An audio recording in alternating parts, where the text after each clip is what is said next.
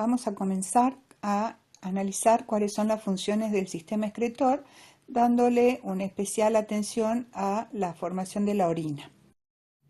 Los objetivos de aprendizaje de este video son, primero, enumerar las funciones homeostáticas del riñón, es decir, en qué forma el sistema excretor contribuye con el mantenimiento de la homeostasis en el organismo. Hemos descrito la estructura de la nefrona, pero ahora vamos a describir cuáles son las regiones en que se la divide desde el punto de vista funcional. Vamos a ver cómo es el proceso de formación de la orina y luego vamos a estudiar cada una de las etapas que son la filtración, la reabsorción y la secreción. Y vamos a definir la tasa de filtración glomerular, que es una variable muy importante entre todas las variables fisiológicas. Entre las funciones que presenta el sistema excretor, que son varias, vamos a poner acá el balance de fluidos, es decir, hablamos de agua y de los electrolitos, los solutos. ¿Esto qué quiere decir? Que el sistema excretor está ocupado de mantener la osmolaridad en el organismo, que ustedes saben que es muy importante porque al mantener la osmolaridad cerca de su set point se va a mantener también el volumen de agua controlado. Esto es una de las funciones más importantes y para hacer esto se debe hacer lo siguiente. Primero, la remoción o expulsión de desechos, todo lo que es tóxico o lo que no le sirve al organismo, pero también se debe expulsar todo lo que sobre, todos los excesos. También se deben remover los excesos, no solo los desechos, lo que no me sirve, sino lo que está en exceso, y de ese modo se puede controlar la osmolaridad y el volumen de agua. También el sistema se ocupa de excretar drogas e incluso medicamentos, por ejemplo, una vez que ya han circulado por el organismo, se los expulsa, y también tiene una función endocrina secretando varias hormonas que esto lo van a ver más adelante. Para el mantenimiento de la osmolaridad, para expulsar tanto los desechos como el exceso de sustancias, los riñones lo que hacen es formar orina. Y la orina se forma por tres procesos principales: el proceso de filtración, el proceso de reabsorción y el proceso de secreción. Y por eso se divide a la nefrona según estas funciones, aunque no están en el caso de la reabsorción y secreción, no están delimitados exactamente morfológicamente. Acá tenemos, recuerden, en la nefrona el corpúsculo renal, la cápsula de Bowman y el ovillo del glomérulo de Malpighi, y luego acá se representan a los túbulos. Y entonces, acá en la zona de la cápsula de Bowman, entre la cápsula de Bowman y el glomérulo de Malpighi, se va a producir la primera etapa, que es la filtración. ¿Sí? La filtración, ¿qué es lo que se filtra? La sangre, para que pase hacia los túbulos de la nefrona todas aquellas sustancias que deben ser expulsadas. Ahora, al pasar esas sustancias, muchas veces también se filtran sustancias que son útiles y que no deberían eliminarse. Por lo tanto, a lo largo de los túbulos se produce un mecanismo de reabsorción de sustancias que son útiles. Y también se produce un proceso de secreción en el que algunas sustancias que no han terminado de filtrarse pueden pasar directamente a los túbulos desde la sangre. Entonces, la filtración, el líquido, el filtrado, va a pasar desde la sangre hacia la cápsula de Bowman. En la recuperación, o sea, en la reabsorción, sustancias útiles pasan desde la luz de los túbulos hacia los capilares que rodean la nefrona. Y en la secreción hay sustancias que directamente pasan de la sangre en los capilares hacia los túbulos de la nefrona. Esto lo vamos a ver ahora con detalle. A continuación les voy a poner un video que no es de mi autoría, van a ver varios videos embebidos en este video de fisiología, y todos van a estar también en la página de Moodle, sus enlaces y los créditos correspondientes. La sangre entra al nefrón por el glomérulo, donde ocurre el primer proceso fisiológico renal, la filtración glomerular. El plasma sanguíneo atraviesa las paredes de los capilares glomerulares y la cápsula de Bowman para llegar al espacio de Bowman. Este líquido recibe el nombre de filtrado glomerular y contiene todas las sustancias presentes en el plasma, excepto las proteínas plasmáticas, moléculas que no son filtradas por su gran masa molecular, y los elementos figurados. El filtrado glomerular es distinto a la orina porque su composición es modificada en el transcurso de su paso desde la cápsula de Bowman a los túbulos. Los dos procesos involucrados en esta transformación son la reabsorción tubular y la secreción tubular. La asociación entre el túbulo por donde va el filtrado y los capilares peritubulares permite el intercambio de material entre la sangre y el filtrado, de manera que cuando la transferencia de sustancias se realiza desde el espacio tubular hasta la sangre peritubular, el proceso lleva el nombre de reabsorción tubular. Este proceso ocurre principalmente a nivel del túbulo proximal y asa de Henle, donde se reincorpora a la sangre agua y sustancias útiles al organismo, glucosa, sodio, potasio y calcio. El movimiento desde la sangre peritubular hacia el espacio del túbulo se denomina secreción tubular y ocurre a nivel del túbulo distal. En este proceso, sustancias como el amonio, iones potasio e hidrógeno son secretados desde la sangre peritubular hacia el filtrado, así como también la eliminación de ciertos fármacos del organismo ocurre de esta manera. Es decir, que en la formación de la orina, lo que va a ser excretado por fin va a ser todo el líquido que se filtra, menos lo que se reabsorbe porque se recupera. Es decir, en el tubo glomerular va a llegar lo que se filtra, lo que se recupera, se pierde, y también se le suma lo que se secreta. Es decir, ¿sí?, que va a ser la filtración menos todo el contenido reabsorbido más todo el contenido secretado. Y lo que se excreta es justamente la orina. Así es como se forma la orina. Vamos a analizar el primer proceso, que es la filtración. Aquí se puede hacer una descripción un poco más detallada de lo que es el corpúsculo renal. Aquí tenemos la cápsula de Bowman, ¿sí?, y acá tenemos la arteriola aferente y la arteriola eferente. Esto es lo que habíamos visto hasta ahora.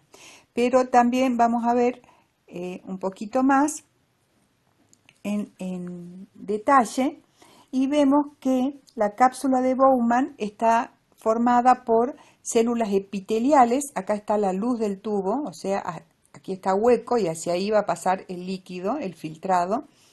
Está formada por células epiteliales, pero en su parte interna tiene unas células epiteliales que están modificadas y que tienen gran cantidad de prolongaciones que se estrechan alrededor de los capilares del glomérulo, y estas proyecciones se llaman pedicelos, y por lo tanto a estas células, el núcleo, son podocitos. Estas células son especializadas para permitir la absorción. Ahora lo vamos a ver todo con más detalle. Y luego tenemos acá, como ya les dije, la arteriola aferente y eferente, y entre ellas se encuentra acá, entre las dos arteriolas y adentro, acá en estos espacios, células que se denominan mesangiales y que van a tener una función en la regulación del filtrado, porque son células modificadas de músculo liso, entonces al contraerse o relajarse van a aumentar o disminuir el diámetro de las arteriolas y así va a llegar más sangre o menos sangre a la célula. Después tenemos también estas células que se señalan acá, que son las células yuxtaglomerulares y que también tienen responsabilidad en una de los reflejos, y esta zona, que es una zona importantísima, que se encuentra entre ambas arteriolas y que forma la mácula densa. Acá tenemos otra imagen del corpúsculo renal en el que se ve la cápsula de Bowman, el epitelio externo, y acá el epitelio interno, que serían estos podocitos. Lo voy a ampliar, ¿sí? Ven acá cómo se notan los pedicelos que están rodeando los capilares del glomérulo. A esta zona por donde entra la arteriola aferente y sale la eferente, acá en este caso esta es la eferente, se le llama el polo vascular, el punto por donde entran. Luego tenemos acá, lo que se ve es lo que sería las células yuxtaglomerulares en esta zona, ¿sí? Entre las dos, y acá no están, pero acá estarían las células mesangiales y también en el interior. También, por favor, observen cómo acá ya comenzando el túbulo contorneado proximal, tienen las células epiteliales que lo recubren, tienen el borde en cepillo, como tenían las células de las vellosidades del intestino, que también se encargan de absorber, recuerden.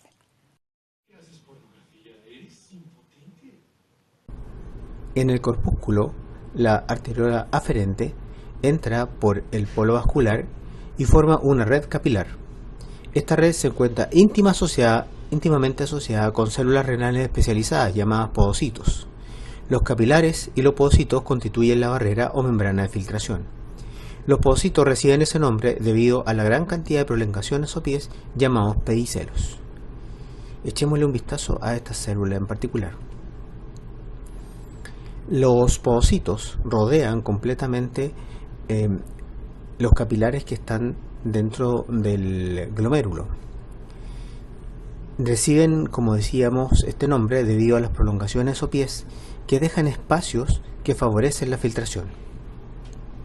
Los podocitos y los capilares constituyen la barrera de filtración. Esta barrera permite que elementos que deben ser filtrados se muevan a través de la barrera desde la sangre hacia el interior de la cápsula de Bowman. La barrera no permite el paso de los elementos figurados de la sangre como glóbulos blancos, glóbulos rojos o plaquetas. Tampoco las proteínas plasmáticas pueden moverse por esta barrera, que está constituida fundamentalmente por las células endoteliales, que tienen perforaciones o fenestras, una capa densa de proteínas denominada lámina basal, constituida por colágeno, laminina y protoglucanos cargados negativamente, lo cual también ayuda a la funcionalidad de la barrera, y finalmente la red de podocito y sus pedicelos. Todo este complejo celular y molecular permite que la barrera sea selectiva, dejando pasar solamente las toxinas. Sin embargo, como decíamos antes, algunas moléculas importantes como la glucosa, aminoácido y algunos electrolitos también pueden ser filtrados, los que posteriormente serán recuperados en los túbulos colectores del riñón. Hola, en esta ocasión voy a hablaros de la filtración glomerular, que es el primero de los eventos que ocurre en la nefrona, a partir del cual se va a generar la orina. Al margen de eso, lo que me interesa ahora explicar en este vídeo son las fuerzas que dirigen la filtración. Y estas son las fuerzas de Starling. Estas fuerzas, no sé si las recordáis, pero las hemos estudiado ya en el sistema circulatorio. Entonces, ¿qué fuerzas van a dirigir el movimiento de plasma, de agua, de solutos que van en esta sangre hacia el glomérulo? Pues vamos a tener por un lado la presión hidrostática del glomérulo, le vamos a llamar PG, que es la presión hidrostática de la sangre que pasa por esta zona. Esta presión va a ser mayor en el glomérulo que en el espacio de la cápsula de Bowman, y entonces dirige la salida de plasma en esta dirección, es decir, es a favor de la filtración. Otra de las fuerzas que tenemos en el interior del capilar, de los vasos sanguíneos, sería la presión coloidosmótica, que representábamos así, y le pongo una G porque es la presión coloidosmótica glomerular. Esta presión, esta fuerza tiene que ver con la presión osmótica, es decir, con la composición de la sangre. Si esta sangre tiene un mayor contenido, por ejemplo, en proteínas, aumentaría su presión osmótica, entonces en este caso iría en contra de la filtración, ¿no? Iría incluso a favor de la absorción. Lo mismo que hemos estudiado, insisto, en la microcirculación. La presión glomerular, la hidrostática, tiene que ver con la presión sanguínea, con la presión de ese flujo de sangre, y la presión coloidosmótica con la composición, el contenido de proteínas, de solutos que determinan la osmolaridad de ese medio, la concentración de proteínas. En el interior de la cápsula de Bowman, que sería el homólogo al intersticio cuando veíamos la microcirculación, tenemos también las presiones. Sería la presión coloidosmótica del glomérulo, que la pinto aquí porque también va a favor de la filtración. En el caso de que aquí hubiese un aumento de presión coloidosmótica, atraería la salida de agua desde los capilares, y en contra de la filtración tendríamos la presión hidrostática de la cápsula de Bowman. Vamos a ponerle una B mejor para distinguirla de esta presión de aquí. Por lo tanto, la tasa de filtración glomerular, es decir, cuánta filtración ocurre en esta cápsula, va a ser el resultado de sumar la presión glomerular, la presión hidrostática del glomérulo, más la presión coloidosmótica del glomérulo, menos las presiones que van en contra de esta salida, que son la presión coloidosmótica del glomérulo menos la presión hidrostática de la cápsula de Bowman. Vale, tengo que corregir esta G, si me disculpáis, si estoy hablando de que esto es la cápsula de Bowman, pues vamos a poner aquí una B. ¿Vale? Esta es la presión coloidosmótica de Bowman, para distinguirla de la otra. A esta ecuación vamos a añadirle además una constante. Vamos a multiplicarlo todo por Kf, que tiene que ver con las características propias de la nefrona. Esta Kf va a ser constante, pero se puede modificar en una situación, pues, por ejemplo, una glomerulonefritis, ¿no? Una infección del glomérulo que implica un deterioro de la barrera de filtración, esta en la que están implicadas estos podocitos, matriz extracelular y demás, y que si eso se destruye, se rompe, bajaría la Kf. Además de estas fuerzas, en realidad hay una fuerza que vamos a anular directamente porque es cero, que es esta. Es la presión coloidosmótica de la cápsula de Bowman. Esta presión es debida, hemos dicho, sobre todo al contenido de proteínas. Las proteínas, igual que las células, no son capaces de atravesar la barrera de filtración. Entonces, no hay proteínas, no debería, a no ser que tengamos, pues, un deterioro de toda esta membrana y por una patología, pero no deberíamos tener proteínas en el contenido de este filtrado, ¿no? En lo que va a ser la orina. De manera que despreciamos este valor. Por lo tanto, la tasa de filtración glomerular es el resultado de esta presión hidrostática del glomérulo menos la presión coloidosmótica del glomérulo menos la presión hidrostática de la cápsula de Bowman. Ahí sí que tenemos porque hay líquido en el interior.